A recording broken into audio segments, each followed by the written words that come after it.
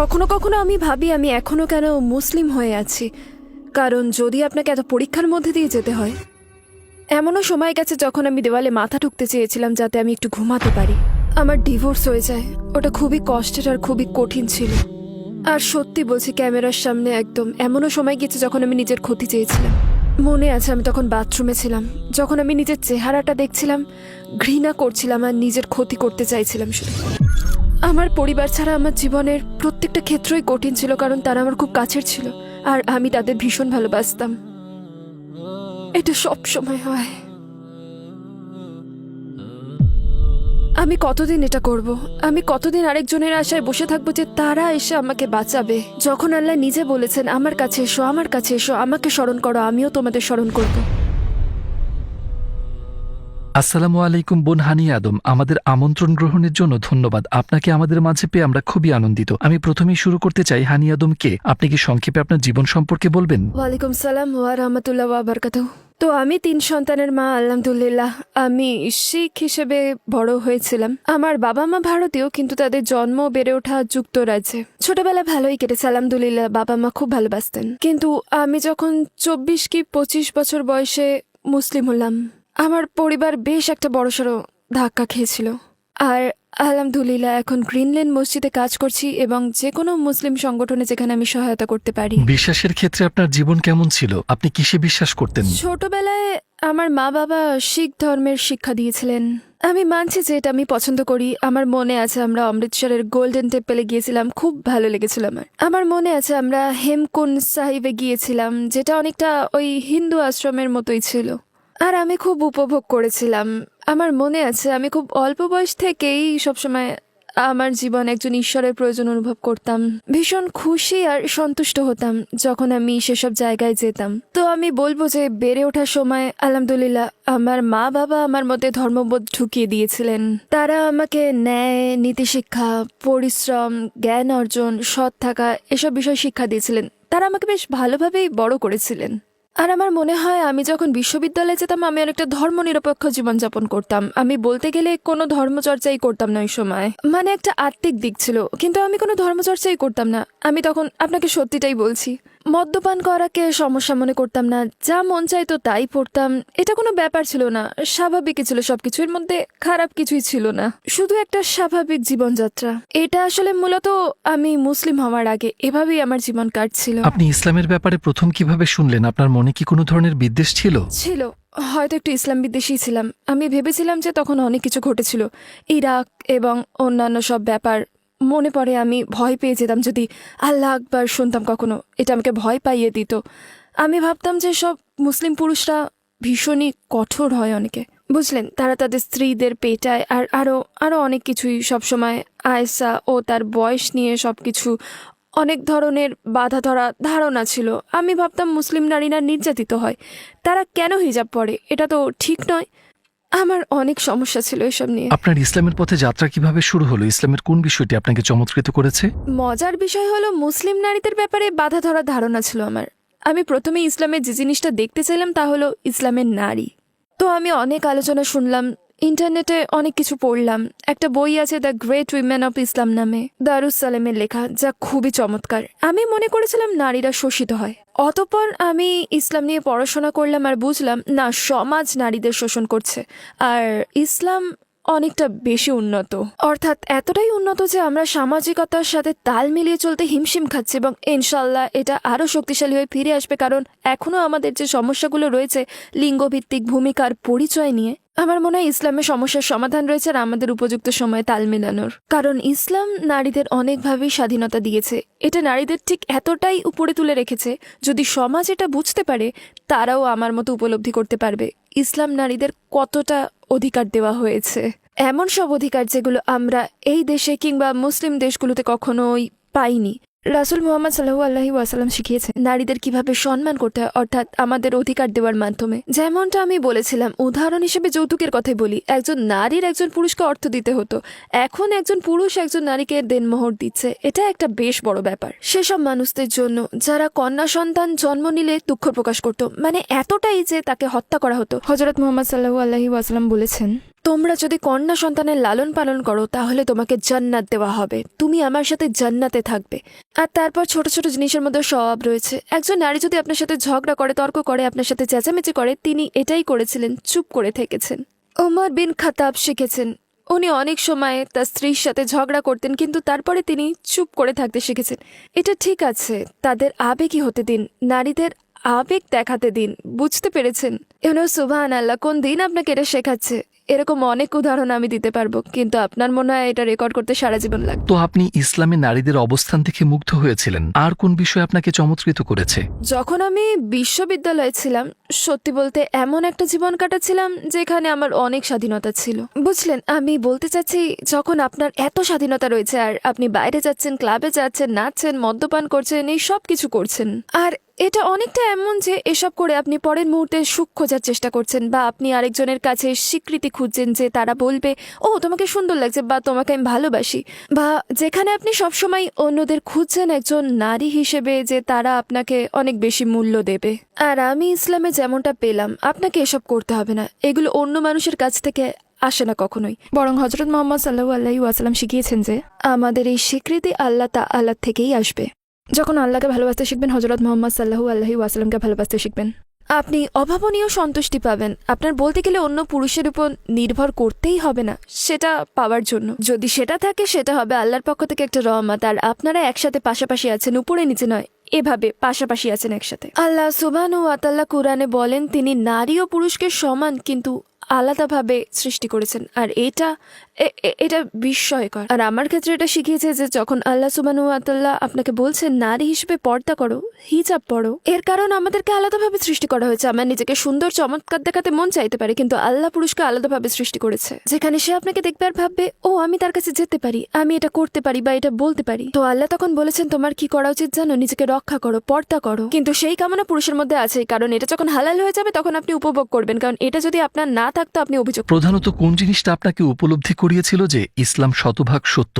আসসালামু আলাইকুম প্রিয় ভাই ও বোনেরা, আমরা দেখেছি যে আমাদের দর্শকদের ৮০% মানুষজন আমাদের চ্যানেলে সাবস্ক্রাইব করেননি। আপনারা যেমনটি জানেন, আমরা একটি অলাভজনক প্রতিষ্ঠান, আর আমরা আমাদের কোনো ভিডিওতে বিজ্ঞাপন চালাই না। টুয়ার্ডস ইটার্নিটি শুধু একটি ইউটিউব চ্যানেলই না, এটি একটি মাদ্রাসাও। এখানে আমরা চেষ্টা করি নিজেদের এবং যুব সমাজকে ইসলামী শিক্ষা দেওয়ার। আমাদের লক্ষ্যই হলো শুধু সত্যকে প্রচার করা। কাজটা ছোট হতে পারে, কিন্তু ইনশাআল্লাহ অনেকের জন্য এটি পথ চলার সহায়ক হবে। এখন সাবস্ক্রাইব বাটনে ক্লিক করুন এবং একসাথে পথ চলি অনন্তকালের দিকে। প্রধানত কোন জিনিসটা আপনাকে উপলব্ধি করিয়েছিল যে ইসলাম শতভাগ সত্য?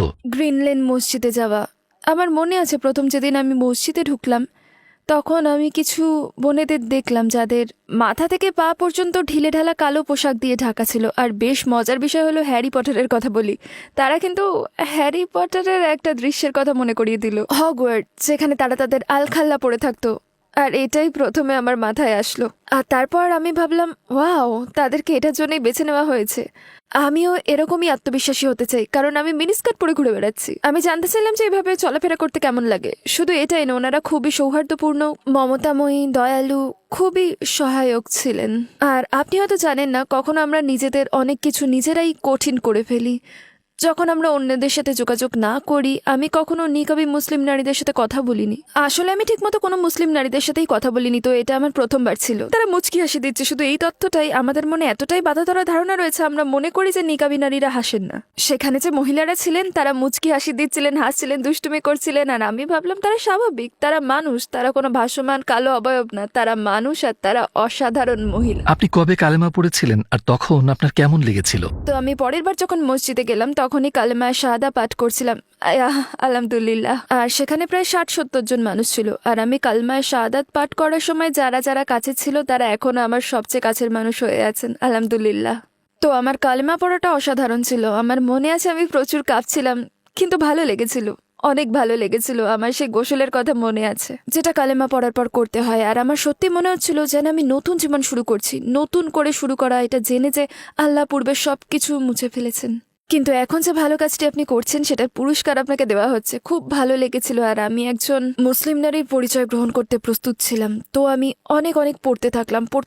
আর আপনার পরিবার ও আশপাশের মানুষের প্রতিক্রিয়া কেমন ছিল যখন তারা মুসলিম হওয়ার কথা জানতে পারলেন? সেটা খুব খুব কঠিন ছিল, কিন্তু সেই কষ্টতে একই সময় স্বস্তিও ছিল।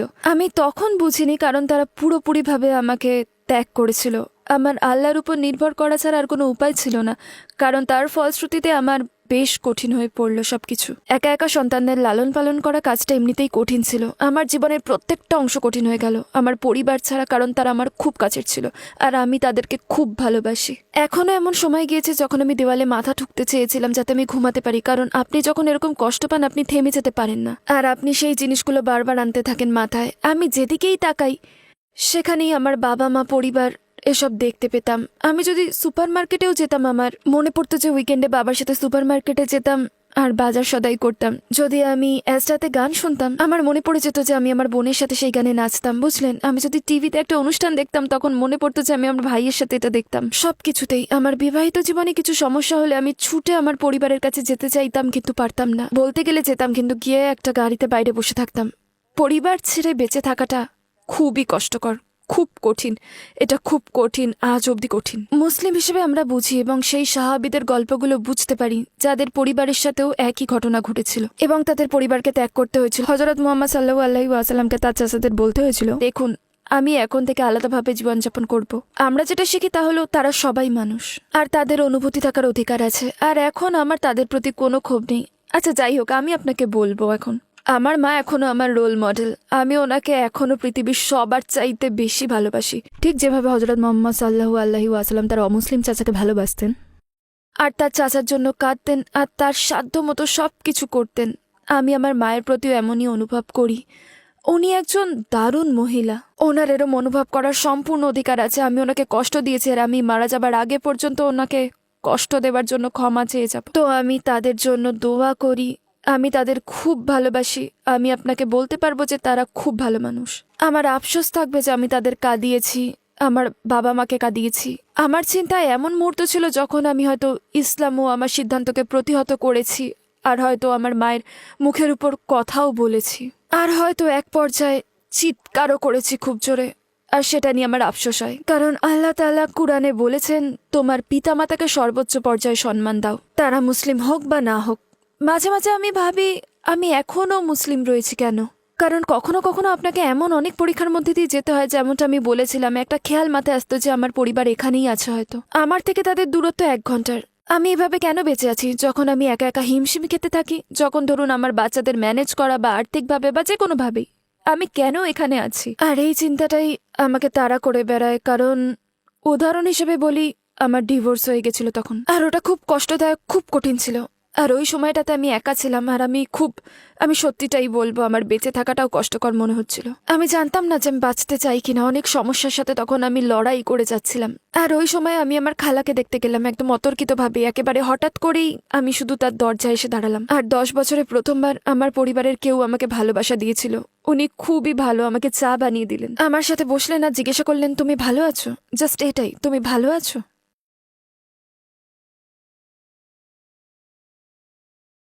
সবসময় এটাই হয়। আমার খালা সেই যে প্রথমবার আমার পরিবারের কেউ আমাকে জিজ্ঞেস করলো, তুমি ঠিক আছো? এরপর জিজ্ঞেস করলো, তুমি কি করবে, তোমার কি কোনো প্ল্যান আছে? কারণ আমার কিছুই ছিল না, শুধু আমার 3 সন্তান ছিল। আর আল্লাহ কসম আমি তার বাড়ি ছেড়ে যেতে চাইছিলাম না। আর আমি সেখানে বসে ভাবছিলাম, খোদা, আমি যদি আমার ইসলাম লুকিয়ে রাখি, ইসলাম কি শুধু আমার অন্তরেই আছে? কিন্তু যদি আমাকে বাসায় ফিরে আসতে হয়, কারণ তারা আমাকে ভালোবাসে আর আমিও থাকতে চাচ্ছিলাম। আমি তার বাসা ছেড়ে যেতে চাচ্ছিলাম না, আমি তার বাসায় থাকতে চাচ্ছিলাম। আমি সব কিছু ছেড়ে দিতে চাইছিলাম আমার দিনকে না। আমি ভেবেছিলাম আমি সেটা লুকিয়ে রাখতে পারবো, আমি উপরতলায় গিয়ে নামাজ পড়ে নেব যখন কেউ দেখবে না। আর আমি বাসায় ফিরে যেতে চেয়েছিলাম। কাদের আল্লাহ, আমার নানি, যিনি আমাকে 10 বছর ধরে দেখেননি, উনি অনেক বয়স্ক। উনি ঘর থেকে বেরিয়ে আসেন আর আমাকে দেখে ফেললেন। আর আমার খালা আমাকে বললেন, জলদি চলে যাও, দৌড়ে পালাও, না হলে উনি যদি দেখে ফেলে, উনি অনেক বয়স্ক, আমি জানি না কি হতে পারে। উনি আমাকে বেরিয়ে যেতে বাধ্য করলেন, বললেন পেছনের দরজা, পিছনের গেটে যাও। আর আমাকে বেরিয়ে যেতে হলো। কোনো গুড বাই বা কিছুই বলা হলো না।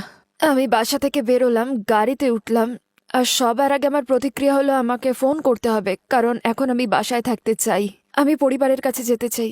আমার কিছুই নেই, আমার কেউ নেই। প্রথমেই আমি আমার সবচেয়ে ধার্মিক বান্ধবীকে ফোন করলাম, আর সেই মুহূর্তেও ফোনটা ধরলো না, কারণ আমি চেয়েছিলাম সে আমাকে বলুক, no honey, it's okay, it's okay. তারপর আমি আরেক বান্ধবীকে ফোন করলাম, কারণ তার কুরআন রিসাইটেশন খুব সুন্দর আর আমার মনে হচ্ছিল আমার কুরআন শোনা দরকার। সেও ধরলো না। আর তারপর ভাবলাম আমি কতদিন এসব করতে থাকবো, কতদিন আমি এই আশায় বসে থাকবো যে আরেকজন এসে আমাকে বাঁচাবে, যখন আল্লাহ নিজে বলেছেন আমার কাছে এসো, আমার কাছে এসো, আমাকে স্মরণ করো, আমিও তোমাদের স্মরণ করব। আপনার সাথে আল্লাহ সরাসরি সম্পর্ক রয়েছে। তো আমি গাড়িতে বসে আয়াতুল কুরসি পাঠ করলাম, 3 কুল পড়লাম, আর আমি আল্লাহর কাছে ভিক্ষা চাইলাম যেন তিনি আমাকে দিনের মধ্যে রাখেন। আমি তখন আল্লাহর কাছে ভিক্ষা চাইতে লাগলাম, আমাকে দিনের মধ্যে রাখুন, দিনের মধ্যে রাখুন, আমার যাই হোক সেটা ব্যাপার না, শুধু আমাকে মুসলিম হয়ে মরতে দিন। আর আমি সেটাই করলাম। আর আমার মনে হয় এটা আবার এমন একটা মুহূর্ত ছিল যখন আমি জানতাম যে হ্যাঁ আমি মুসলিম। কারণ শয়তান আপনার কাছে অনেকবার আসবে আর এসে এসে আমাকে প্রশ্নবিদ্ধ করবে, আমি কি মুসলিম, আমি কার জন্য মুসলিম হয়েছি, আমি মুসলিম কেন হয়েছি, আমি ইসলামের কী বা পছন্দ করি। যখন আপনি দুর্বল এবং হীনমন্যতায় ভুগবেন তখন শয়তান আসবে আপনার কাছে। আর এই 9-10 বছরে আমি দিনের ব্যাপারে যা কিছু শিখেছিলাম তার সব সেই মুহূর্তে চলে আসলো। তো একটা কথা আমি বাচ্চাদের বলে থাকি, যারা বোঝে না তারা ইসলামের আত্মিক দিকটা অনুভব করে না, কারণ তাদের বয়স কম আর জীবন ভালোই কাটছে। আমি তাদের বলি তবুও শিখো, কারণ তোমরা জানো না যে কোনো মুহূর্তে হোঁচট খেতে পারো, বা যা তোমরা শিখেছিলে আর তোমরা জানতে না কেন শিখেছিলে, ওটা তোমাদের কাছে আসবে, তোমাদের রক্ষা করবে, তোমাদের জীবন বাঁচাবে। সেই জন্য যখন তোমার মা বলবে যাও মাদ্রাসায় যাও, যখন তোমার মা বলবে ইসলাম শিক্ষার ক্লাসে যাও, যাও। আর যারা ধর্মান্তর হতে চান শিখুন, আপনারা হঠাৎ করেই মুসলিম হতে পারবেন না। ও আমি আল্লাহকে বিশ্বাস করি, যান শিখুন, দিন শিখুন, ভালোভাবে শিখুন, প্রতিদিন শিখুন ভালোভাবে, যদি অল্প হয় তাও ঠিক আছে। কারণ যখনই আপনি দুর্বল হবেন আপনার কাছে শয়তান এসে দূরে নিয়ে যাওয়ার চেষ্টা করবে, আর তখন আপনার সেসব শিক্ষা হঠাৎ করে আপনার কাছে আসবে আর আপনাকে বাঁচাবে। আর সেটা আমাকে সেদিন বাঁচিয়েছিল। এমন আরো অনেক উদাহরণ আমি আপনাকে দিতে পারবো, আর ক্যামেরায় আপনাকে সত্যিটাই বলবো। এমনও সময় গিয়েছে যখন আমি নিজের ক্ষতি করতে চেয়েছিলাম। একটা উদাহরণ দিয়ে, আমার মনে আছে আমি বাথরুমে ছিলাম, আমি নিজেকে আয়নায় দেখলাম, আমার তখন ঘৃণা লাগছিল আর আমি নিজের ক্ষতি করতে চাইছিলাম। বাথরুমে থাকা একটা বাজে ব্যাপার, কারণ বাথরুমে থাকলে আউযুবিল্লাহি মিনাশ শাইতানির রাজিম বলতে পারবেন না। আপনার মন খারাপ থাকলে বাথরুমে যাবেন না। কিন্তু যাই হোক, আমি তখন একটা কথা শুনতে পেলাম যেন আমার মাথার ভেতর কেউ বলল জানলার বাইরে তাকাও। আর আমি জানলা দিয়ে আকাশটা দেখলাম আর দৌড়ে নিচে গেলাম, দরজা খুললাম আর বাগানে গেলাম, তারপর আকাশের দিকে তাকালাম, উপরে আকাশের দিকে তাকালাম, কারণ আমার কোরআনের একটা আয়াত মনে পড়েছিল। আমার মনে হয় ওটা কোরআন হাদিসও হতে পারে। আল্লাহ সুবহানাহুল্লাহ বলেছেন যারা বিশ্বাস করে তারা যেন আকাশের দিকে তাকায়, আর এটা তাদের জন্য একটা নিদর্শন। আর আমি হাঁটু গেড়ে বসে পড়লাম আর প্রার্থনা করলাম আল্লাহর কাছে, ইয়া আল্লাহ আমাকে দিনের মধ্যে রাখুন, এটাই স্বাধীনতা, এটাই সন্তুষ্টি, যেখানে আপনার কারো উপর নির্ভর করতে হবে না, আপনার কাউকেই দরকার হবে না, আপনার জীবনে প্রয়োজন রয়েছে শুধু আল্লাহ তাআলার। আর আমি ওটাই করেছিলাম, আমি নিজের ক্ষতি করিনি, কারণ আমার আল্লাহ আছে। তো আপনার 14 বছরের মুসলিম জীবনের মুহূর্তগুলোর মধ্যে কোন মুহূর্তে আপনার মনে হয়েছে যে আপনার পরিবারকে আপনার খুব প্রয়োজন, কিন্তু তাদের কাউকেই কাছে পাননি? আমার বিবাহিত জীবনের ঝামেলার সময় আমি আমার বাবাকে চেয়েছিলাম, আমি ওনার সুরক্ষা চেয়েছিলাম, ওনার সিকিউরিটি চেয়েছিলাম। একজন নারীর কমপক্ষে একজন ভাইয়ের প্রয়োজন হয়, যেমন আমার সেই সময় আমার ভাইয়ের প্রয়োজন ছিল। আমি এগুলো একসময় অনেক মিস করেছি। জীবনের প্রতিটা ক্ষেত্রেই একজন মহারামের সুরক্ষা, নিরাপত্তার দরকার রয়েছে। দেখুন, জিনিসটা এমন যে আমাদের কোনো পুরুষের প্রয়োজন নেই। হ্যাঁ, আপনি অবশ্যই পারেন। যখন তোমার জীবনের প্রত্যেকটা পুরুষ হারিয়ে যাবে তখন তুমি বুঝবে যে হ্যাঁ আমার জীবনে একজন পুরুষের প্রয়োজন আছে। মাকে খুব মিস করেছি যখন আমার ছেলে মেয়ে হয়েছিল। আমি আসলে তখন থেকেই তাকে মিস করছি যখন আমি কাজ করতে শুরু করলাম, কারণ আমার মা একজন দক্ষ মহিলা ছিলেন, তার থেকে অনেক কিছু শিখতে চেয়েছিলাম। কিন্তু আলহামদুলিল্লাহ আমার কাছে ভালো স্মৃতিও আছে, আর আমি তার সাথে অনেক সময় কাটিয়েছি। যখন আমার মা অনেক শক্তিমান মহিলা ছিলেন, আলহামদুলিল্লাহ আমি এখনো তার শিক্ষা ধরে রেখেছি। আমি এখনো আমার মা বাবার দেওয়া অনেক শিক্ষা মেনে চলি, কারণ ওগুলো ইসলাম বিরোধী না। তো কেন নয়, আমি মনে করি প্রত্যেক ধর্মান্তরদের একটা জিনিস জেনে রাখা উচিত, আপনি আপনার পরিবারকে ভালোবাসতে পারেন। রাসূল মুহাম্মদ সাল্লাল্লাহু আলাইহি ওয়াসাল্লাম তার চাচাকে ভালোবাসতেন। আমার ক্ষেত্রে আমি আমার বাবা মাকে সেটা বলতে চাই, আমি তোমাদের ভালোবাসি, তোমাদের শ্রদ্ধা করি, আমি এখনো তোমাদের একটা অংশ, আমার মধ্যে তোমাদের রক্ত রয়েছে, তোমাদের দেওয়া শিক্ষাগুলো এখনো আমার কাছে আছে, সেগুলো কিছুই আমি ছেড়ে দিইনি। এটা অসম্ভব, তোমরা আমার আদর্শ, তোমরা আমার সব। আবার তোমাদের পাশে বসার জন্য আমি সব কিছু করতে পারবো, তোমাদের সাথে আবার থাকার জন্য।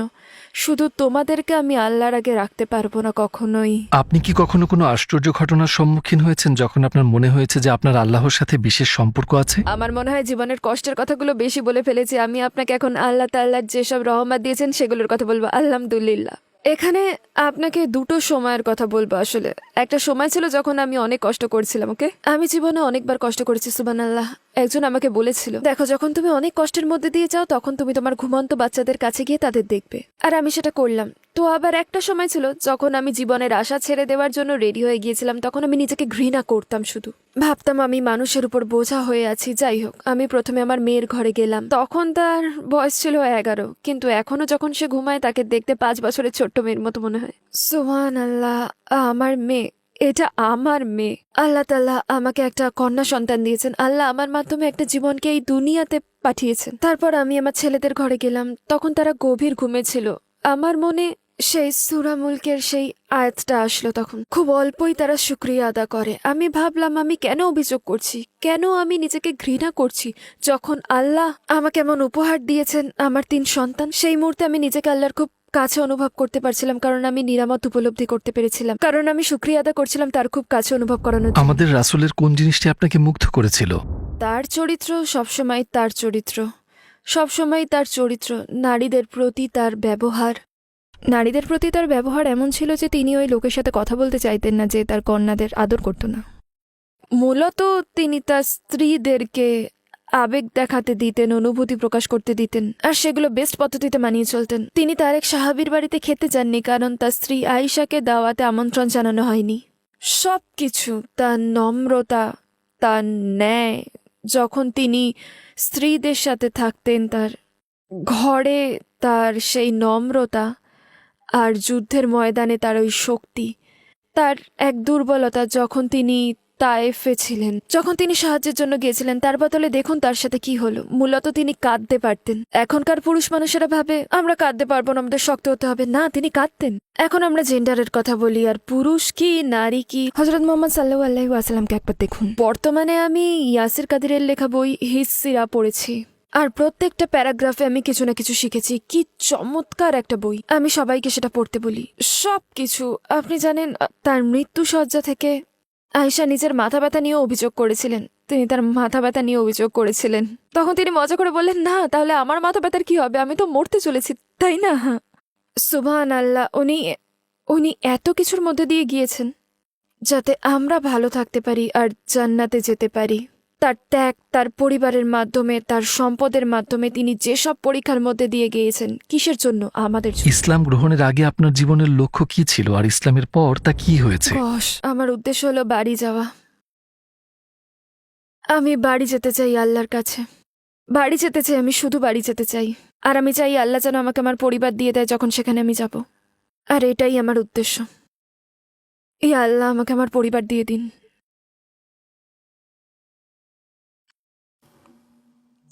এটা তো শুধু দুনিয়া। আমি নিজেকে সবসময় এটাই বলি, এটা তো শুধু দুনিয়া, শুধু দুনিয়া। আপনি চিরকালের জন্য এখানে থাকবেন না। শুধু বাড়ি যেতে চাই। শেষে আপনি ওই সকল মানুষকে কি বলতে চান যারা আপনাকে দেখছে, যাদের হৃদয় ইসলামের নিকট আসছে, কিন্তু তারা পরিবার ও কাছের মানুষদের প্রতিক্রিয়াকে ভয় পাচ্ছে? আপনার শেষ লক্ষ্যটি মাথায় রাখুন। শেষ লক্ষ্যটি হলো আপনার, যদি এইটুকু কণা পরিমাণে ঈমান থাকে, আপনি অল্প অনুভব করে থাকেন, আপনার শেষ লক্ষ্য হবে ওই মুহূর্তে জান্নাতে যাওয়া। যদি আপনি সত্যি বিশ্বাস করে থাকেন যে আল্লাহ আছে, আমি বলবো প্রথমে নিজেকে সেই শিক্ষা দিন, সেই অল্প ঈমানকে ধরে রাখুন আর শিখুন। শয়তান এসে যেন সেই অল্পটুকু নষ্ট করে দিতে না পারে, কারণ প্রথম দিকে সে অনেকবার চেষ্টা করবে সেটা করার। প্রথমে শয়তান অনেকবার চেষ্টা করবে আপনার কাছে এসে আপনাকে দূরে টেনে নিয়ে যেতে। তো শিখুন, নিজেকে শিক্ষা দিন, নিজের লক্ষ্য নির্ধারণ করুন, মনে মনে টার্গেট সেট করুন। আপনাকে বলেছি যে আমি আমার মাথার ভেতর আওয়াজ শুনতে পেতাম। কখনো কখনো নিজের সাথে কথোপকথন করতে থাকি, যেখানে খারাপ কথাও আছে আবার ভালো কথাও আছে। আর কখনো আপনাকে সেটাই করতে হবে, আপনাকে এটা জোরে বলতে হবে, বুঝলেন? ইয়া আল্লাহ, আমার আপনার সাহায্য দরকার, আমাকে সরল পথে পরিচালিত করুন। যদি আপনার মনে প্রশ্ন থাকে আমি কি করব না কি করব না, কারণ আমার পরিবার কি বলবে, জেনে রাখুন যে আপনি তখন একাই মারা যাবেন। আপনার পরিবার ওই মুহূর্তে আপনার সাথে থাকবে না, যখন কিয়ামতের দিনে আপনাকে পুনরুজ্জীবিত করা হবে। আর আপনি যদি কিয়ামতে বিশ্বাস না করেন, কারণ অনেকেই করে না, বুঝলেন, তখন শুধু ভাবুন যে এই দুনিয়াতে আমি আমার পরিবার থেকে কি সুবিধে পাচ্ছি, আর আমি আত্মিকতা, ঈশ্বরে বিশ্বাস করা থেকে কি সুবিধে পাচ্ছি। আমি এই পর্যায়ে এসে বলবো সবচেয়ে গুরুত্বপূর্ণ জিনিস হলো শেখা। শিখতে থাকুন আর তাতেই আপনি পৌঁছতে পারবেন। আর আপনার মনে একনিষ্ঠ লক্ষ্য রাখুন যে আপনি সেখানে যেতে চান। আল্লাহ বলেন আমার দিকে এক পা বাড়াও, দাঁড়িয়ে থেকো না। আপনি যদি মুসলিম হওয়ার চিন্তা করেন এক পা বাড়ান, আর আল্লাহ আপনার কাছে দৌড়ে আসবেন।